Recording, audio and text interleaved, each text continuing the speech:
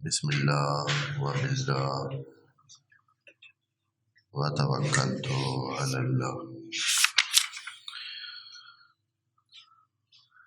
قال اللہ تبارک و تعالی فی سورۃ البقرہ آیت نمبر 104۔ بسم اللہ الرحمن الرحیم۔ یا ایھا الذین آمنوا لا تقولوا راعنا وقولوا انظرنا واسمعوا وللکافرین عذاب علیم۔ ما یود الذین کفروا من اہل الکتاب ولا المشرکین ان ینزل علیکم من خیر من ربکم واللہ یختص برحمتہ من یشاء واللہ ذو الفضل العظیم۔ صدق اللہ العظیم۔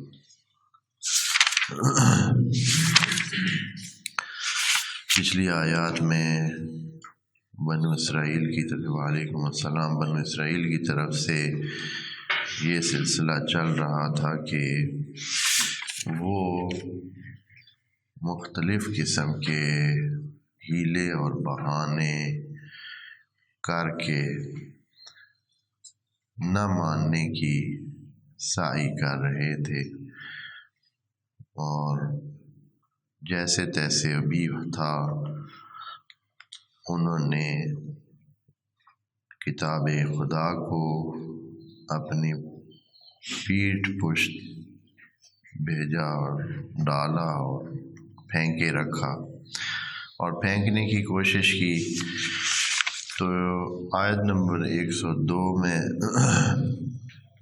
ان کے اس کام کو کہ یہ کیوں کرتے ہیں، پھر کرتے کیا ہے، اگر یہ نہیں مانتے ہیں تو مانتے کس چیز کو ہیں،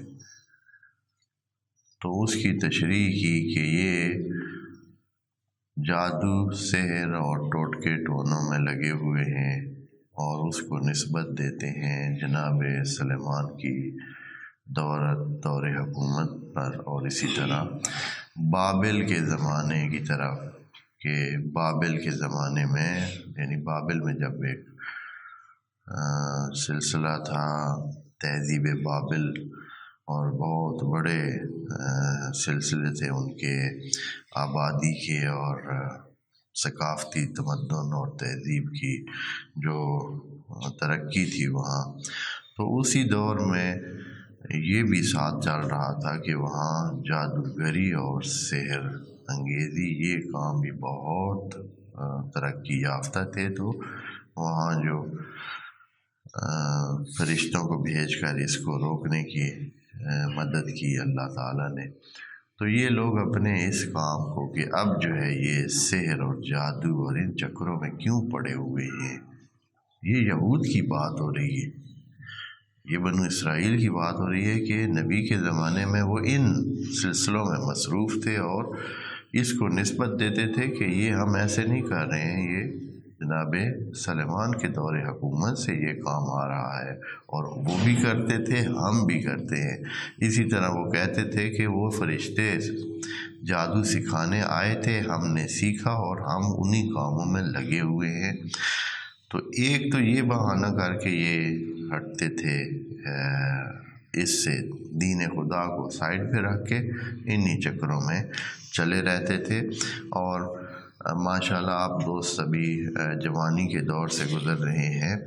تو آپ معاشرے میں ہمارے بھی دیکھ سکتے ہیں کہ تقریباً اسی کا عکس اور اسی کا ایک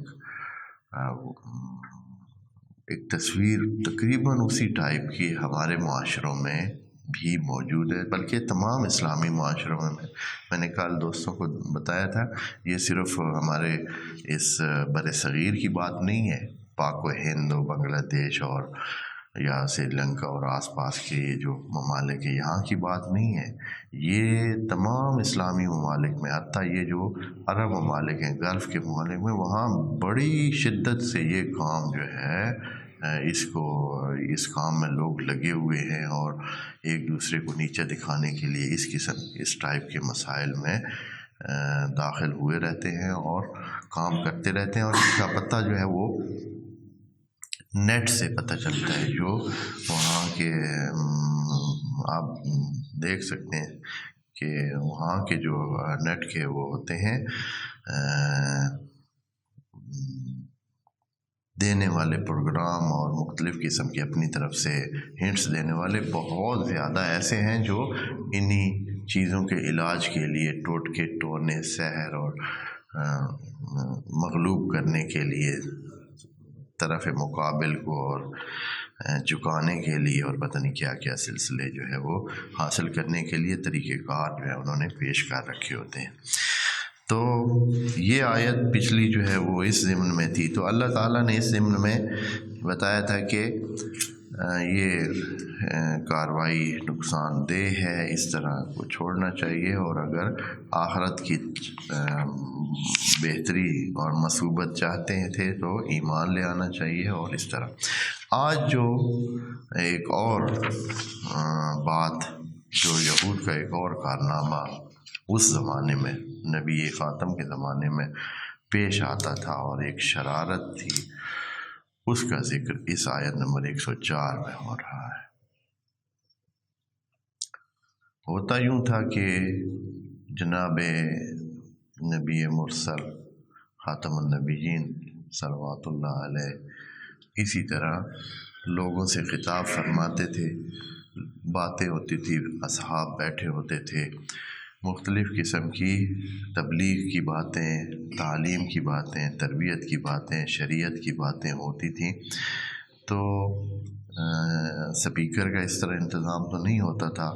تو بعض اوقات مجمع تھوڑا زیادہ ہوتا تھا، تو بعض لوگوں کو پوری بات سنائی نہیں دیتی تھی۔ جناب جب بول رہے ہوتے تھے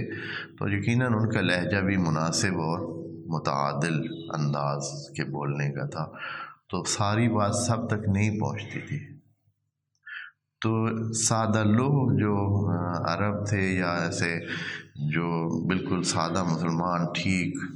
اپنے اس بالکل بغیر کسی بری نظر کے، وہ کہتے تھے رائنا، یعنی کہنا یہ چاہتے تھے کہ ہماری رعایت بھی کریں، یعنی ہمیں سمجھ نہیں آئی۔ عربی میں اس وقت متداول لفظ اس ایریا میں یہ تھا کہ کہا جاتا کہ ذرا ایک دفعہ پھر بتائیے، جیسے ابھی ہمارے ہاں کہتے ہیں ایک دفعہ پھر مقرر کر دیجئے، دوبارہ کہہ دیجئے، ہمیں سمجھ نہیں آئی ہے یا ہم بہتر سمجھنا چاہتے ہیں۔ تو اس وقت عربی میں ایک لفظ تھا رائنا، یعنی ہماری رعایت بھی کریں، یعنی ہم نے نہیں سنا، ہم صحیح نہیں سن سکیں، ایک دفعہ پھر آپ بات بتائیں۔ ٹھیک ہے، بہت سادہ سی بات تھی، بہت ہی ٹھیک سی بات تھی، لیکن یہ جو رائنا ہے، اس کے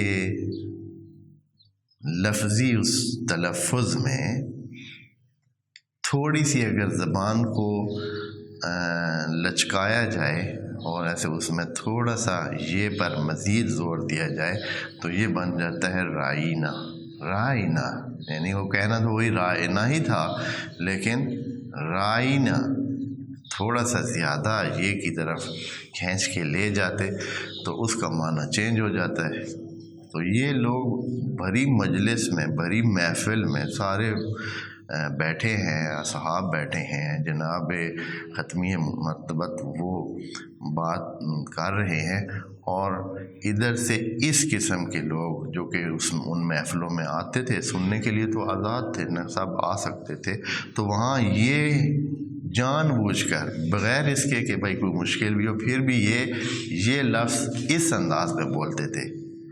عرب تو بولتے تھے، عام جو عرب تھے وہ کہتے تھے رائنا، یعنی ہماری رعایت کریں، دھیان کریں۔ یہ بھی کہتے اسی لفظ کو تھے، لیکن کہتے تھے رائنا۔ معنی کیا تھا اس کا؟ معنی اس کا یہ تھا کہ اے ہمارے چرواہے۔ رائی جو بھیڑ بکریاں چراتا ہے، حیوانات کو لے جاتا ہے، ان کا دھیان کرتا ہے، اس کو کہتے ہیں رائی۔ تو رائی کے ساتھ جب نون الفنا متکلم مال غیر کا وہ لگایا جاتا ہے تو بن جاتا ہے رائینا، یعنی ہمارے چرواہے۔ تو اس طرح وہ ان محفلوں میں باتوں کو خراب کرتے اور پھر آپس میں ایک دوسرے کی طرف دیکھ کر ہنستے اور کچھ دوسروں کو بھی ہنساتے کہ ہم نے کیا کہہ دیا ہے، رائینا، یعنی ایک قسم کی توہین کر بھی لی ہے اور پتہ بھی نہیں چلنے دیا ہے جی۔ رائنا کہنا تھا، اسی کوئی انداز میں رائنا کہہ دیا۔ تو اس طرح توہین آمیز اقدامات اور شرارتیں بھی انہوں نے شروع کر رکھی تھی۔ اس قسم کی صورتحال سے جو سیدھے سادے عرب باقی بیٹھے ہوتے تھے وہ تو متاثر ہوتے تھے، کہتے کہ یہ تو کتنے غلط لفظ بول رہے ہیں یہ لوگ اور توہین کر رہے ہیں۔ تو اب کیا کیا جائے؟ اب جب ان کو کچھ کوئی کہتا کہ بھئی آپ کیا کہتے ہیں، آپ یہ اس طرح کیوں بول رہے ہیں، آپ رائنا بولیں، صحیح سے بولیں، تو وہ شاید یہ بھی بہانہ کر سکتے کہ ہمارا لہجہ ہی اس طرح ہے، ہم سے اسی طرح بولا جاتا ہے۔ جیسے کہ وہ کسی دوست نے کوشش کی کہ بھئی شمالی علاقہ جات کے کچھ لوگ، بھئی آپ یہ فروٹ بولیں، تو وہ کہتے میں بول تو رہا ہوں، کیسے بھائی فروٹ؟ وہ پھر سے کہتے بھائی فروٹ بولیں آپ، وہ پھر سے کہتے فروٹ۔ تو وہ جب ایک انسانی زبان کا یہ ایک مسئلہ ہوتا ہے کہ وہ لفظ اس سے نہیں ہو سکتا، یعنی اصلاً اس میں وہ جب کہ ترتیب پہلے سے مخارج کی منہ میں بنی ہوئی نہیں ہوتی ہے تو آدمی کا کہنا آسان نہیں ہوتا ہے۔ جیسے آپ جتنا مرضی زور لگا کسی عرب زبان بندے کو کہیں کہ آپ کہیں ڈال، وہ اپنی زور لگائے گا، کوشش کرے گا، لیکن اس کے منہ سے نکلے گی دال ہی، ڈال نہیں نکلے گی۔ تو یہ ایک ہوتا ہے، ان لوگوں نے یہ بہانہ آگے رکھا کہ ہم جو ہے بولتے تو وہی رائنا ہے لیکن ہمارے جو ہے منہ سے رائنا جو ہے وہ نکلتا ہے۔ تو اس طرح کی بات، تو پھر اس کا کیا حل کیا؟ قرآن کی اس آیت میں خدا کریم نے ڈائریکٹ ایک قسم کا نوٹیفیکیشن دیا ہے، ایک آرڈر دیا ہے، ایک حکم دیا ہے کہ اے مومنین، آج کے بعد سرے سے کوئی بندہ بھی رائنا کہے ہی نہیں، یہ لفظ ہی اپنی محفل سے کیا کر دیں، ختم کر دیں۔ پھر کیا کہیں؟ انظرنا کہیں، کیا لفظ استعمال کریں؟ انظرنا۔ انظرنا کی مطلب یہ ہے کہ ہماری طرف توجہ فرمائے، رائنا کی جگہ کیا لفظ بولے؟ انظرنا، بھئی ہماری طرف توجہ آپ مبذول کریں کہ ہمیں وہ بات سمجھ نہیں آئی ہے۔ تو اس طرح اس سلسلے کو تبدیل کیا۔ پھر اس کا یہ فائدہ ہوتا تھا کہ اب اس کے بعد اگر کوئی پھر بھی وہ لفظ بولتا تو حتماً سب کو یہ پتہ ہوتا ہے کہ یہ شرارت کر رہا ہے، کیونکہ باقاعدہ اب حکم قرآنی آ چکا ہے، سب کو بتلایا جا چکا ہے، اور اب اس کے بعد بھی اگر کوئی رائنا کہے گا تو وہ اس کا مطلب ہے وہ شرارت ذہن میں رکھتا ہے اور وہ خرابی کے موڈ میں۔ تو اس طرح خدا کریم نے ایک خرابی کو روکنے کے لیے باقاعدہ ایک اس قسم کا یہ حکم نامہ جاری کیا ہے۔ اور دیکھیں ہم پڑھتے ہیں آیت نمبر 104 کو، یا ایھا الذین آمنو، اے ایمان لانے والو، لا تقولوا رائنا، آپ مت بولا کریں یہ لفظ رائنا، کیا کہیں؟ وقولوا، اور یوں بولا کریں انظرنا، واسمعوا، انظرنا کہا کریں، انظرنا کہا کریں، ٹھیک ہے جی۔ اور اس کے بعد خدا کریم نے حکم دیا کہ بات کو سننا بھی کرے، واسمعوا، یعنی جب آپ بیٹھتے ہیں نبی کے سامنے اور نبی کی باتیں ہو رہی ہوتی ہیں، تو اس وقت ادھر ادھر جو ہے نا توجہ نہ کریں کہ آپ کو مس ہو جائے، آپ کے کانوں سے بات جو ہے وہ نہ ٹکرائے یا صحیح سے بات ہو نہ، آپ کو سمجھ نہ آئے۔ نہیں، ایسا نہ کیا کریں۔ وَاسْمَعُوا یعنی دھیان دے کر سنا کریں، باتوں کو دھیان سے سنا کریں۔ وَلِلْكَافِرِينَ عَذَابٌ علیم، اور البتہ یہ بھی آپ کو پتہ ہو کہ یہ جو کفر برتنے والے ہیں، جو ہمارے اس حکم سے بھی ہٹیں گے، اور اسی طرح وہ جو شرارتی ذہن رکھتے ہیں، جو یہ کام کر رہے تھے جس کی وجہ سے ہمیں یہ کہنا پڑا، ان کے لیے بھی عذاب علیم ہم نے رکھا ہوا ہے۔ اس کے بعد خود مومنین سے ہی خطاب خدا کریم فرماتا ہے آیت نمبر 105 میں، اور یہ بتاتا ہے کہ یہ جو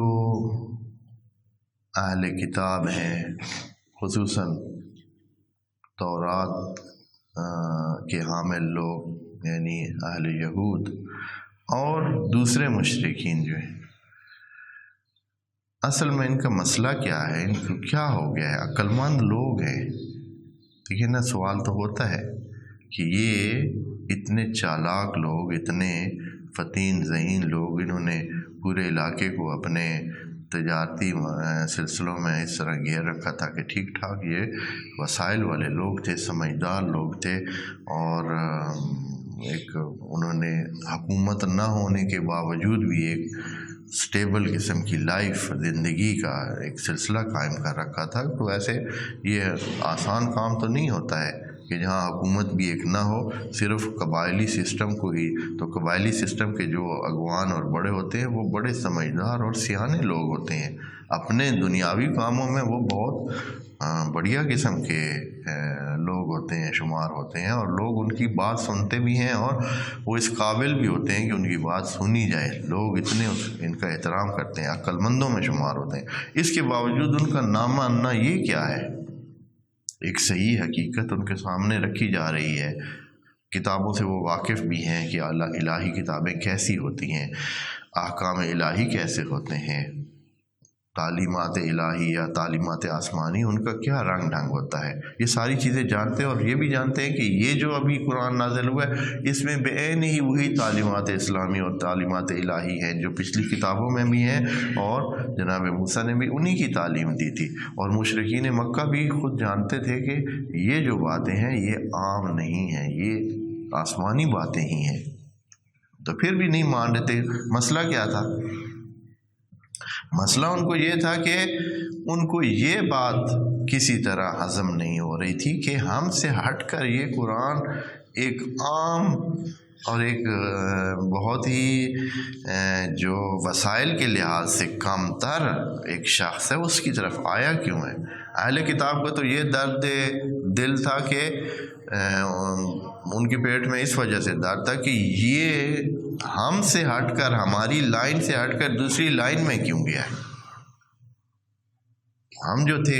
اہل کتاب تھے، کتابدار تھے، پہلے سے آ رہے تھے، صدیوں سے کتابیں اور نبی ہمارے اندر آ رہے ہیں، اور اب جو ہے یہ دوسری لائن میں کیوں آئے؟ اس وجہ سے۔ اور خود جو مشرکین تھے ان کو کیا مسئلہ تھا؟ ان کو مسئلہ یہ تھا کہ بھئی ہم اچھے بھلے بڑے اتنے استحکام رکھنے والے طائف اور مکہ کے سردار، یہ دو شہر بہت ہی نامور شہر تھے اور ان کے سردار اس سے زیادہ نامور تھے، تو یہ کہتے تھے کہ ہم اتنے بڑے اموال اور اتنے سلسلوں والے ہیں، اور یہ کیسے ہو گیا کہ ایک یتیم مکہ ہے جس کا باپ بھی فوت ہو گیا ہے، اور پھر اس کے بعد اس کا دادا بھی جو ہے وہ بھی جلدی میں ہی فوت ہو گیا ہے، یعنی کوئی سرپرست جناب ابو طالب جو ہے وہ اس کی سرپرستی کر رہے ہیں، یعنی ایک یتیم کو پال رہے ہیں، اور خود جناب ابو طالب بھی وسائل کے حوالے سے اتنے وسائل دار نہیں تھے، درمیانہ یا گزارے کی زندگی ان کی بھی تھی، تو اس طرح کے کمزور سسٹم میں، کمزور اس میں محیط میں اور ماحول کے بندے کے لیے آ جانا قرآن کا اور کتاب کا، یہ ہمارے لیے قابل قبول نہیں ہے۔ اس لیے باقاعدہ دوسری آیات میں انہوں نے باقاعدہ کہا تھا کہ کسی مرد کو کیوں نہیں قرآن دیا گیا منل، یہ جو دو بڑے شہر ہیں،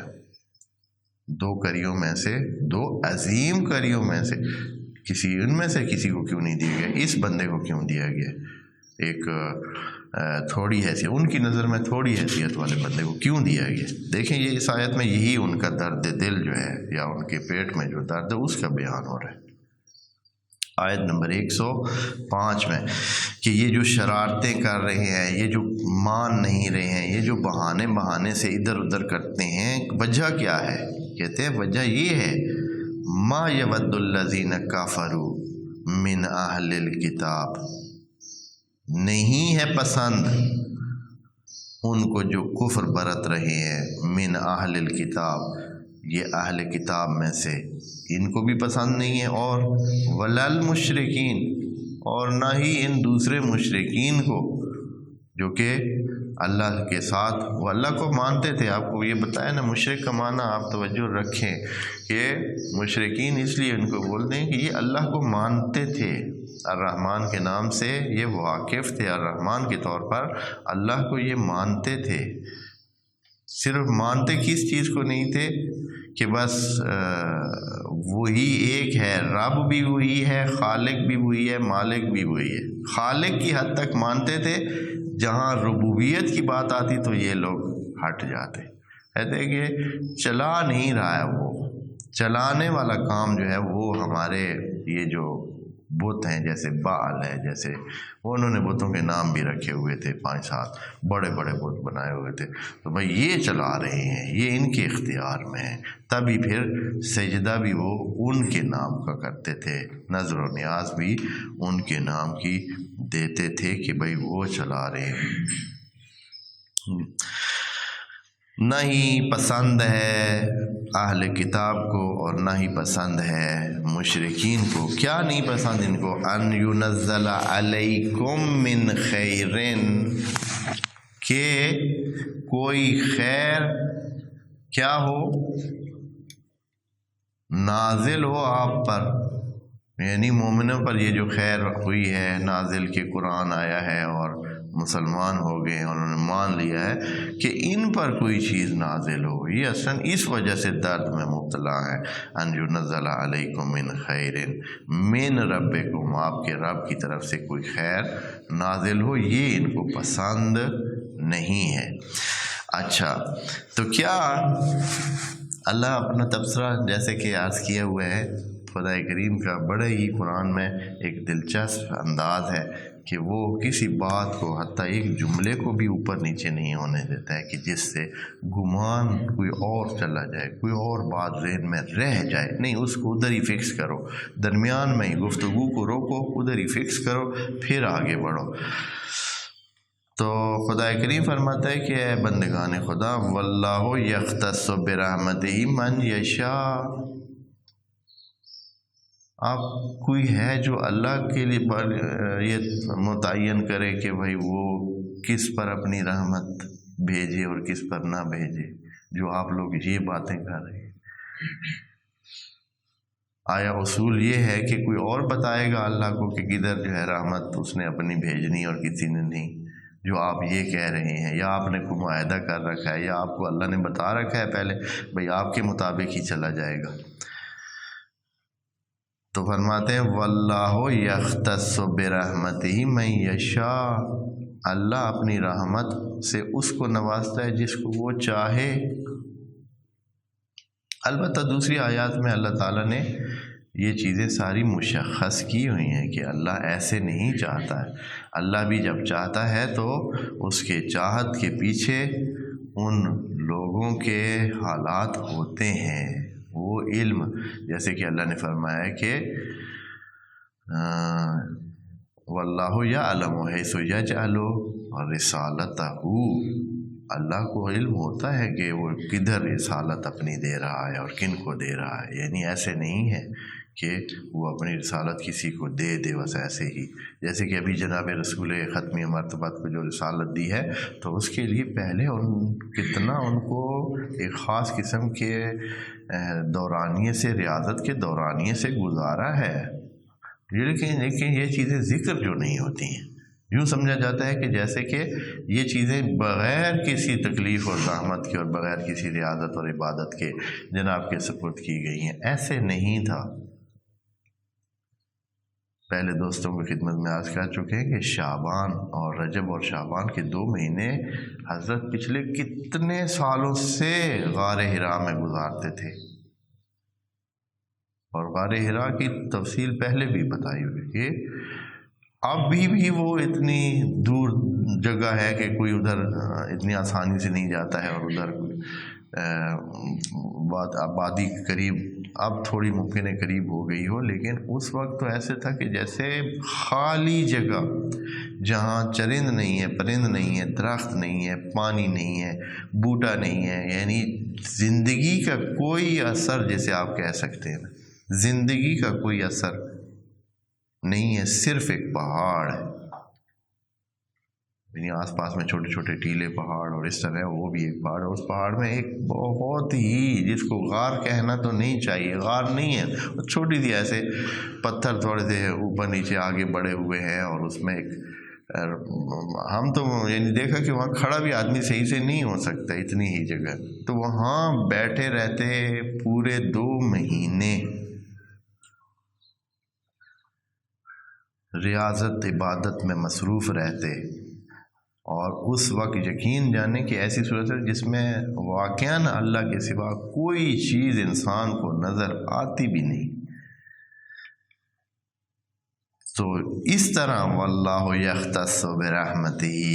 من یشاء، جس کو وہ چاہے اپنی رحمت سے نوازے، واللہ ذو الفضل العظیم، اور یہ تو طے ہے کہ اللہ فضل عظیم کا مالک ہے، اور وہی۔ اس کے بعد ایک نئی بات جو ہے وہ شروع ہو رہی ہے، یہ بہت مہم بھی ہے، اور اس حوالے سے کہ پھر مسلمانوں نے اس آیت کو لے کر کیا کیا سلسلے کیے ہیں، اور کیا کیا اسی کتاب کو ہمارے اس قرآن مجید کے حوالے سے ہی اصلاً انہوں نے اپنی روش اور اپنا رویہ ہی اور طرح بنا لیا ہے، اور اس قرآن کو اپنے اس سے ہٹانے کے لیے ایک طریقہ کار بنا لیا ہے، اس آیت کو بہانہ بنا کر یا اس آیت کو نظر میں رکھ کر۔ آیت یہ کہہ رہی ہے کہ ما ننسخ من آیت او ننسها نأتی بخیر منہا او مثلها الم تعلم ان اللہ علی کل شیء قدیر۔ آج اختصار میں تھوڑی سی اس کی ابتدائی بات میں کرتا ہوں، اور انشاءاللہ باقی جو ہے نا اس نسخ اور اس حوالے سے بات بعد میں رکھیں گے۔ نسخ کا معنی یہ ہے کہ پہلے آپ ایک بات بتاتے ہیں، اور پھر اس بات کو آپ کیا کرتے ہیں، ہٹا دیتے ہیں، اور اس کی جگہ نئی بات کر دیتے ہیں، وہ کہتے ہیں کہ وہ بات چھوڑے، یہ بات آپ قانون ہے، یہ بات آپ کرنی ہے، وہ پہلے والی بات چھوڑ دینی ہے۔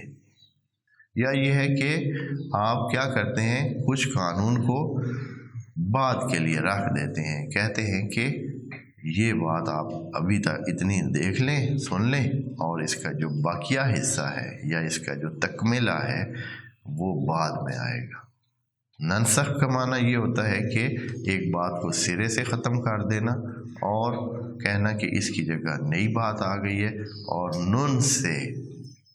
جو نسخ ہے اس کا مطلب ایک تو بلانا بھی ہوتا ہے، ایک دوسرا اس کا معنی ہوتا ہے کہ کسی چیز کو بعد کے لیے رکھ دینا، کرنی ہے، پہلے سے اعلان ہو چکا ہے لیکن بعد میں کرنا۔ اچھا، اب یہ جس طرز میں ہم بات کر رہے ہیں بنو اسرائیل کے حوالے سے ہی بات ہو رہی ہے، تو انہوں نے یوں خیال کر رکھا یا یوں اپنے معاشرے میں بتایا کہ ہمارے پاس کتاب ہے، پہلے سے ہمارے پاس کتاب ہے، اور کتاب جو ہے وہ کیسے ختم ہو سکتی ہے؟ کس طرح ہو سکتا ہے کہ اللہ کی طرف سے آئی ہوئی کتاب اس کو آپ کہیں کہ وہ کیا ہو گئی ہے؟ نسخ ہو گئی ہے۔ مطلب تو یہی بنتا ہے نا۔ اب جب قرآن آ گیا ہے تو قرآن کا معنی یہ ہے کہ اب اس کتاب کو دیکھنا ہے، اس سے پہلے جو کتابیں یا جو دین یا جو باتیں نبیوں نے بتائی ہیں وہ یا تو ختم ہے، یا اب وہ جو ہے وہاں اس وقت جو بتایا گیا تھا کہ بعد میں بتائی جائیں گی تو وہ بعد والی کہانی اب آ گئی ہے۔ یہ جو پہلے دو لفظ ہیں یہ مربوط ہیں پچھلے زمانے سے، یعنی اگر ہم کوئی بات نسخ کرتے ہیں، یعنی پچھلے زمانے سے آنے والی کتاب کو سرے سے ختم کرتے ہیں، یا یہ ہے کہ جو ہم نے اس وقت سے رکھی ہوئی تھی کہ یہ باتیں اس زمانے میں نہیں کرنی ہیں، یہ باتیں آگے زمانے میں کرنی ہیں، تو خدا کریم فرما رہا ہے کہ ہم ایسے نہیں چھوڑتے ہیں کہ آپ کو یوں کہا جا رہا ہو کہ بس جو دین خدا کے لیے کتابیں آئی تھی وہ ختم ہو گئیں اور بس نہیں، بلکہ ہم اگر یہ کہہ رہے ہیں کہ پچھلی چیزیں ختم ہو گئی ہیں، پچھلی باتیں، پچھلی کتابیں اور پچھلے وہ جو بعض باتیں تھیں وہ اسی زمانے کی تھی جب تک یہ قرآن نہیں آیا تھا، اور اب ان کا ٹائم نہیں ہے، تو یہ بات ہم تب کہتے ہیں جب ہم نے نئی کتاب آپ کے سامنے رکھ دی ہے، نئی کتاب رکھ دی ہے، نئی بات جو ہے وہ رکھ دی ہے جو اس پچھلی کتابوں سے بہتر ہے، تب ہم جو ہے آپ کے ساتھ اب بات کر رہے ہیں۔ یہ ان یہود کے ان خیالات کے حوالے سے یہ آیت بات کر رہی ہے۔ یہود کا خیال یہ تھا، یا وہ اپنا جو پراپیگنڈا یا وہ جو اپنی بات کی پروموشن کے لیے، اپنی بات کو بڑھانے کے لیے اور لوگوں میں اس کو جگہ بنانے کے لیے اور دونوں لوگوں کے ذہن تیار کرنے کے لیے کہ ہم حق پر ہیں اور ہم ٹھیک کر رہے ہیں، وہ اس کے لیے یہ طریقہ کار اپناتے تھے۔ وہ کہتے تھے کہ ہمارے پاس کتاب ہے، ہمارے پاس نبوت موجود ہے، جو نبی موسیٰ کی نبوت تھی وہ، اور اس کے بعد سلسلہ نبوت اور سینکڑوں نبی یوں کہیں کہ درمیان میں گزرے ہیں ان کے اس پر، تو وہ اس طرح کہتے۔ تو یہاں خدا کریم ان کے اس زعم باطل کے جواب میں یوں فرما رہا ہے کہ اگر ہم نے پیچھے کتابیں بھیجی بھی ہیں اور ابھی ہم ان کے نسخ ہونے کا کہہ رہے ہیں، تو ایسے نہیں کہہ رہے کہ بس نسخ ہو گئی ہے اور ختم ہو گئی ہیں، نہیں، ہم ان سے بہتر آپ کے سامنے اب علامتیں اور نشانیاں اور آیات پیش کر رہے ہیں۔ دیکھیں نا، یہ الفاظ آپ سنیں اس کے، اور پھر انشاءاللہ اس کی تفصیل مزید جو ہے اگلے اس میں عرض کریں گے۔ ما ننسخ من آیتن، ایسا تھوڑا ہی ہے کہ ہم بس سرے سے ہی ختم کر رہے ہیں دین کی پچھلی باتوں کو، کہہ رہے ہیں کہ بس جو دین تھا وہ ختم ہو گیا، ایسا تو نہیں۔ او ننسیہا، یعنی ہمارا قاعدہ یہ نہیں ہے کہ کسی بات کو ہم سرے سے نسخ کریں یا اس کو تھوڑا تاخیر میں پیش کرنے کی بات کریں۔ ننسیہا کا مطلب یہاں یہ ہے کہ تھوڑا تاخیر کے ساتھ پیش کرنا۔ ناتی بخیر منہا،